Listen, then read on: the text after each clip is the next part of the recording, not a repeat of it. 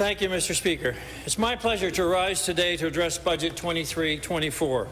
Over the last 3 years, we've all seen a lot of change in our province. Nous avons été touchés par une pandémie mondiale. Nous constatons l'augmentation des prix de tout sur des produits, à partir des aliments jusqu'à l'énergie, et passant par les carburants. And we're all dealing with the impacts of rising inflation costs. Along with the challenges, we've seen plenty of positives as well. Employment is at record levels, with more people working every day. Wages are rising, including our minimum wage, Mr. Speaker, which is increasing tomorrow, $14.75 an hour.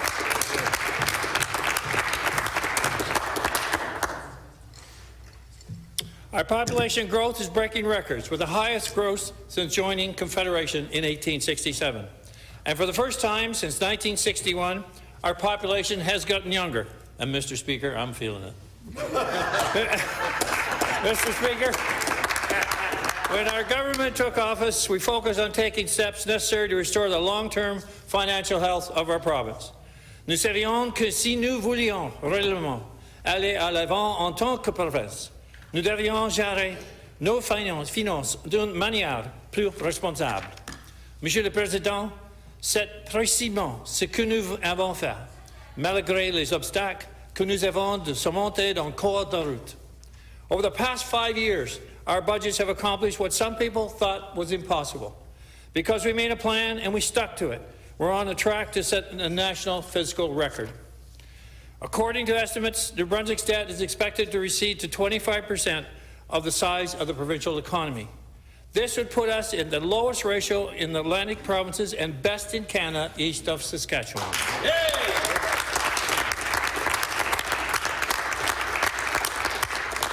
I want to commend the Minister and his great work for guiding our province in the fiscal management that has been getting national recognition.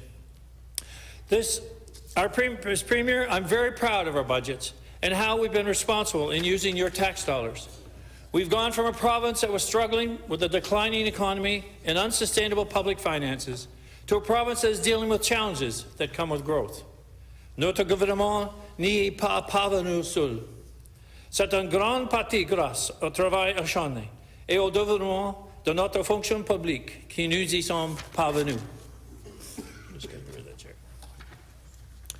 Thank you to my entire caucus and the ministers and deputy ministers as we forge new ground, and the entire team in government for showing what it means when we say one team, one GNB.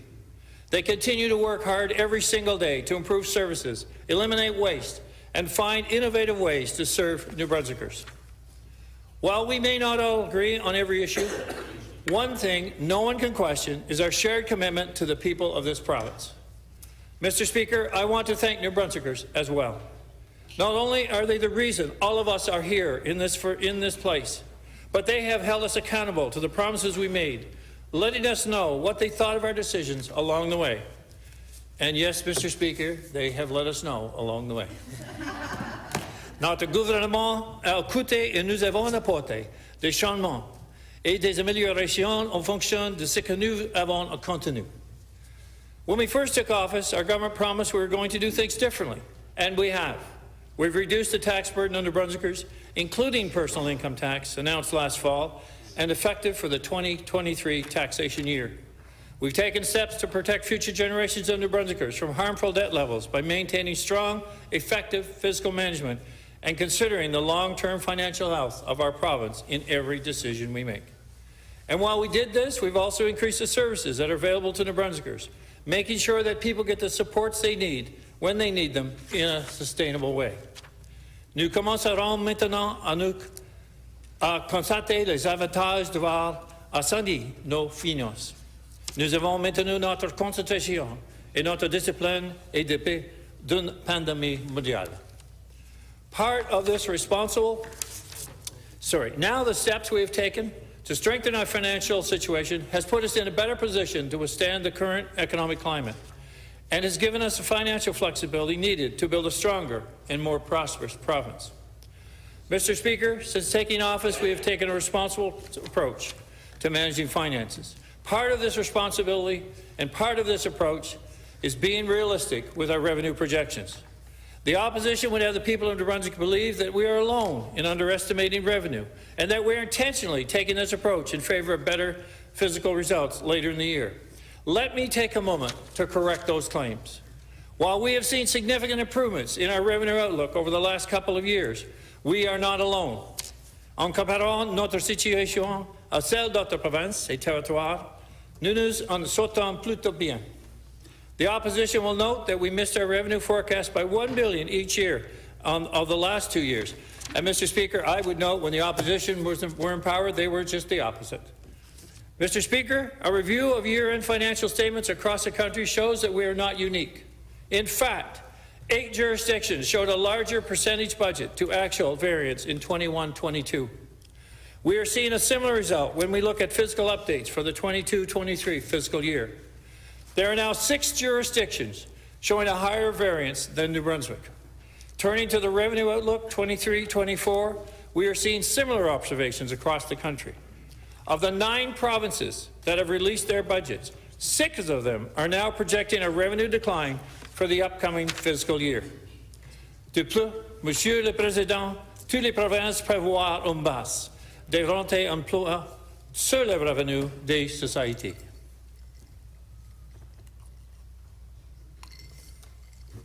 Some provinces are also reporting declines in personal income tax and HST. One of the factors influencing New Brunswick's growth outlook is the impact of the prior year adjustments that have occurred in 22-23.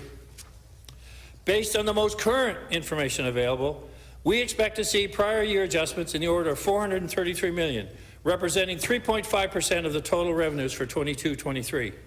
Again, we're not alone in this regard, as other provinces are also reporting significant prior year adjustments. In addition, Mr. Speaker, year-over-year growth in New Brunswick is being impacted by a few other key factors. We have lowered both personal income tax rates and provincial property tax rates for the 23 taxation year. This provides additional tax relief of $154 million for 2023.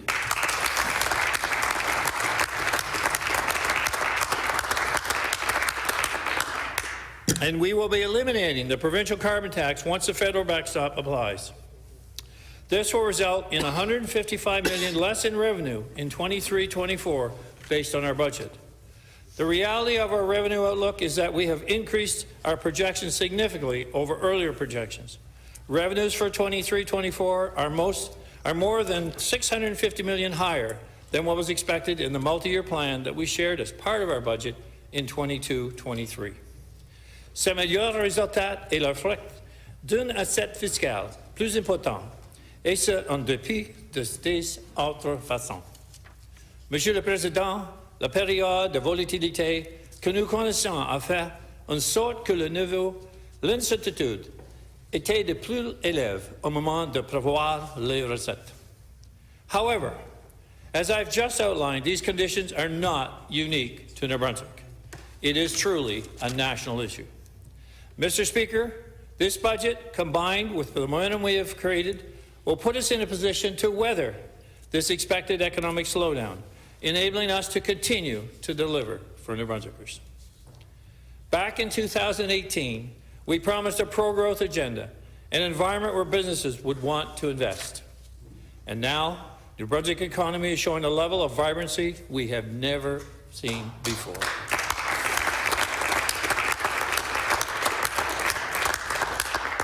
Nous savons que nos entreprises locales ne pourront connaître la prospérité que si nous gardons plus d'argent ici, dans la province.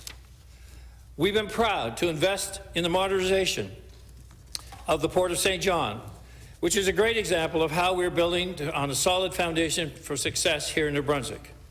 Last year, the Port of St. John broke another record, finishing in 2022 as the busiest year for container traffic since it became a port authority nearly 25 years ago. In addition, you see it happening when you drive by with 2 new additional cranes at the port that arrived in January. And once fully operational, they will allow the port to dock 2 container ships at the same time, the first time ever in the history of that port.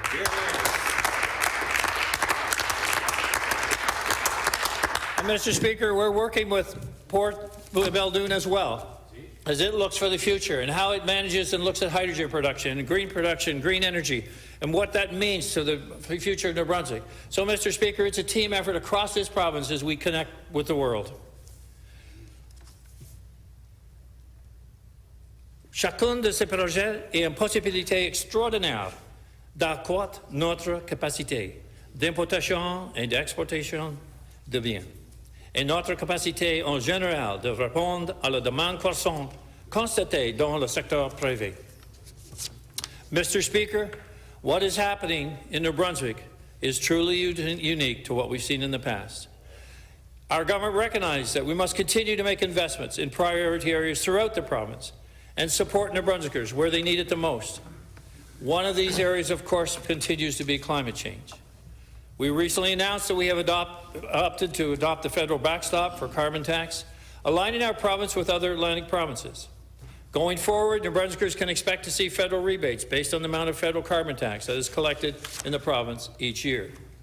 However, Mr. Speaker, we will continue to deliver an estimated $200 million in previous commitments, including legislated tax reductions to gasoline and motor fuel taxes and personal income taxes, and continue to provide funding for climate change initiatives.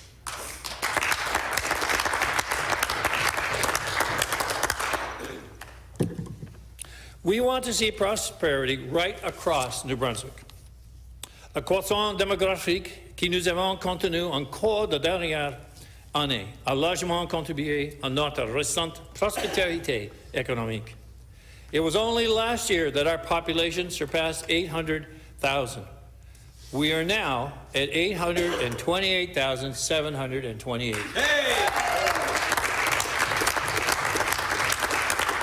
Now, Mr. Speaker, I can't be completely sure as those were yesterday's numbers or earlier in the week.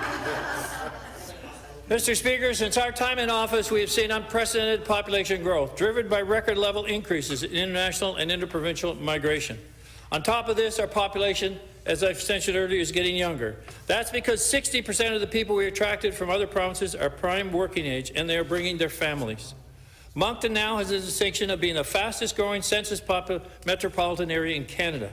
Wow.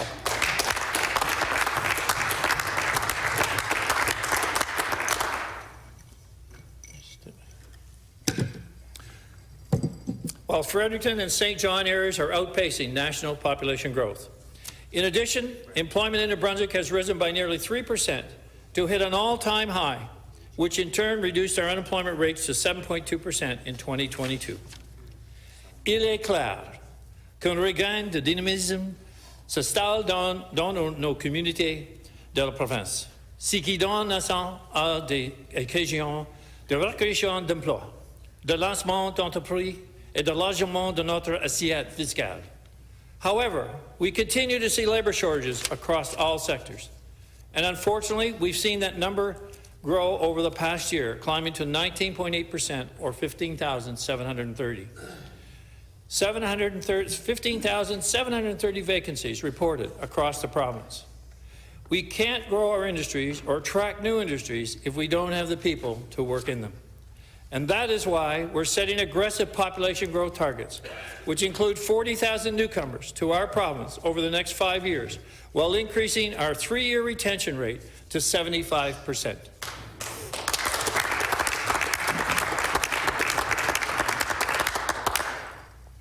Of course, Mr. Speaker, more people means a higher demand for housing. Durant de nombreuses années, nous avons observé une croissance timide de marché de logement. Aujourd'hui, il faut nous assurer de déposer suffisamment de logements pour répondre aux besoins d'une population de plus en plus diversifiée. In recognition of this rapidly changing landscape, our government is renewing the New Brunswick Housing Corporation to provide focus, resources, and a unified approach to helping to address our housing challenges. This corporation will work with all levels of government, community groups, organizations, and the private sector to identify and maximize development opportunities and ensure we are providing the necessary supports through our housing strategy. This goes alongside other steps we've taken to alleviate housing pressures, including amending legislation to phase in assessment values on newly constructed apartment buildings with 2 or more units, as well as existing buildings being refurbished to add more rental units. Accelerating the provincial property tax reductions that were introduced in last year's budget, which benefit an estimated 49,000 residential properties and more than 24,000 non-residential properties. These are investments that reflect our willingness to act on the important housing issues facing our province, because we want our communities to be vibrant, sustainable, and safe places that are capable of attracting and retaining people. Safer communities, Mr. Speaker, we know is a challenge.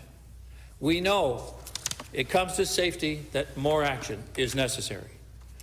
In this budget, we prioritize combating crime by putting a minister in charge of public safety and focusing on finding ways to making New Brunswickers safe, making New Brunswick a safe community for everyone who lives here.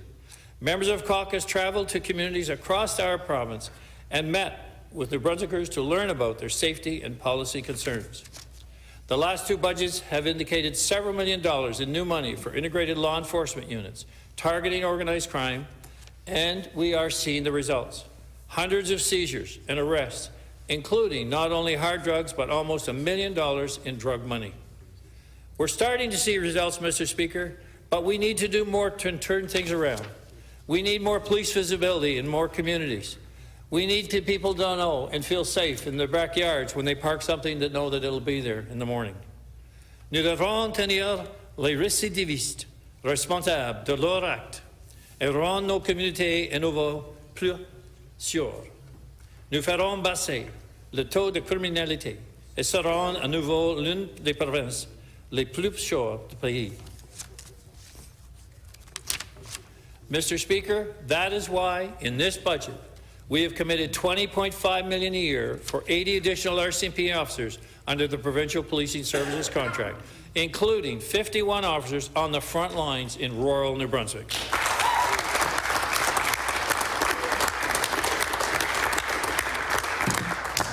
That's 15% more boots on the ground. Once they're hired, that means 15% more police visibility, 15% better response to calls, and 15% more crimes solved.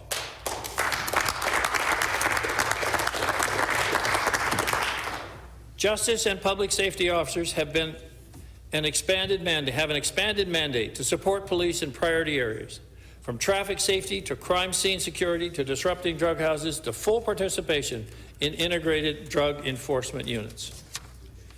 At the time, we are working with local governments interested in expanding municipal and regional policing. Mr. Speaker, we are addressing the pressures of more cases and more complex cases in the justice system by increasing the number of Crown prosecutors by 50%. This will include a new organized crime team. We have committed $3 million to address cost pressures in our correctional system and another $3.7 million to create new programming for provincial inmates. While we are confident these investments will help improve the safety of our communities, we know that increased enforcement is not the only answer. This is not just about arresting people and locking them up. We need to help them to learn to make better choices. This year, the Department of Justice and Public Safety will launch programming that's proven successful elsewhere, programming that will follow inmates when they are released. On top of this, we're adding community-driven programming, working with faith leaders, Indigenous elders, and programs for leaders and for offenders led by ex-offenders. Ensemble, nous ferons de notre province un endroit plus sûr où vivre, bâtir sa carrière et élever une famille. We know that's a full range of solutions, Mr. Speaker. Mental health and addiction is an ongoing area of treatment and rehabilitation that we will see in the coming months to be a major focus of this government. We know how important health care is in New Brunswick, and we know the strong, dependable public health care systems that is responsive to the needs when they are critical, and also responsive to the needs to allow people to have access to primary care. But when it comes to maintaining progress we made in the building of vibrant, stable communities, we know that we need to make progress and more continual progress in the healthcare field. But we know there are many challenges in that world. And we're not unique, Mr. Speaker. There are challenges across this country. But we are determined, as we see improvements every day, that will continue. Mr. Speaker, we know that solutions are there, and we know the opportunity is to do things differently. The opportunity is not to be afraid of how we get better health care, because it's not a matter of how we get it, it's a matter of can we get it. And when we say that, let's look at new techniques, let's look at new practices, let's look at new innovation, let's look at better record keeping, better access to community care. Mr. Speaker, there's a gamut of opportunities, and every one of us, inside or outside the health system, need to feel part of the solution. This budget allocates nearly $3.6 billion to the healthcare system, a 10.6% increase over last year's budget.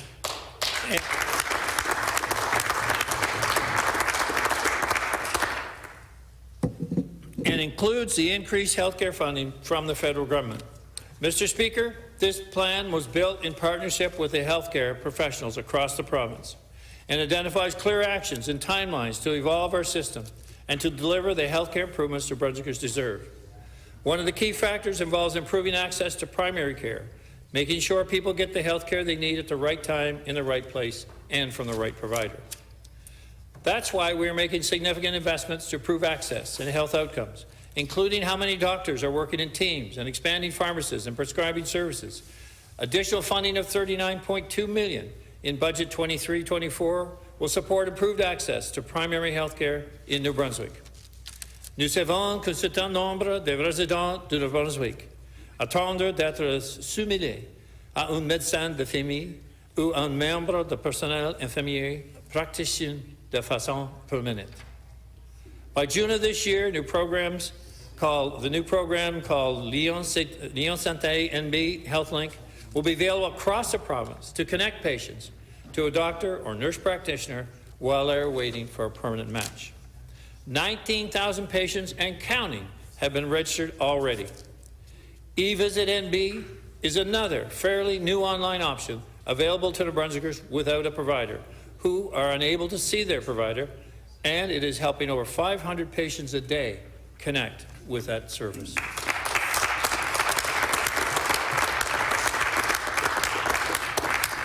Nous reconnaissons qu'il lui reste encore beaucoup de chemin à faire pour se doter d'un meilleur système de soins de santé du Canada. Mais notre détermination est ferme. Mr. Speaker, I want to take the opportunity to talk about one of the health investments we're making with this budget. We're investing $4.4 million to expand the critically important insulin pump and continuous glucose monitoring program.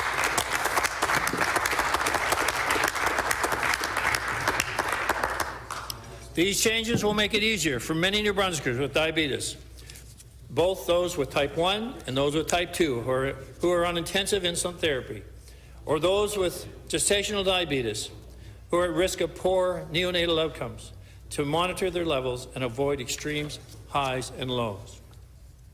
Through our investment in the continuous glucose monitoring program alone, we will directly impact 7,500 New Brunswickers, improving their quality of life and overall health. Ce n'est qu'un exemple de l'impact direct que nous permet d'avoir ces budgets sur les vies des gens de notre province. We know how important it is to ensure our next generation has the best education possible. This begins at an early age and continues even as our students get ready to begin their careers. Mr. Speaker, we're doing our part to set our youngest New Brunswickers on the right path and to help support parents in this budget. Through the Canada-New Brunswick Canada-wide Child Care Agreement, our government will provide $37 million in 23-24, bringing the total investment to $143 million to improve access to affordable, quality-designated child care spaces throughout the province.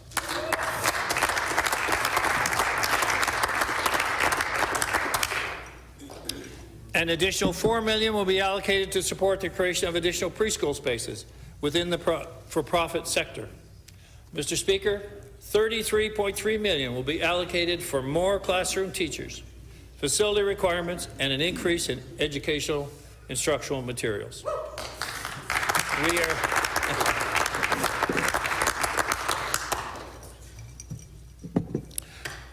We are investing $30.8 million to fund improvements to New Brunswickers' exclusive education system. An investment of $8.7 million will also be made in supports for improved literacy and numeracy. Pour préparer nos élèves au marché du travail, nous établissons des partenariats dans des secteurs clés comme la santé, énergie et entrepreneuriat pour leur offrir une formation pratique au moyen de stages, d'alternance, travail et études, et des visites de l'heure de travail. To support our growing industry in the skills trades, we brought the focus on apprenticeship back to our schools and just announced over $22 million for trained spaces at the New Brunswick Community College in St. John's. Mr. Speaker, we've also recently announced 2 work-integrated learning models, one for nursing and the second to bolster the manufacturing workforce. These are the kind of programs and the partnerships we need to help as we solidify the workforce of today and the future. And Mr. Speaker, our budget contains much good news in the area of senior care. And we will continue to focus on the right housing, the right support, and the right future to ensure our seniors throughout this province feel safe at home through crime reduction issues, safe in their home because they have access to health, and having the right services where they need it, when they need it. And I know that the minister is very focused on having a full service model across this province so our seniors do indeed see their future right here in New Brunswick.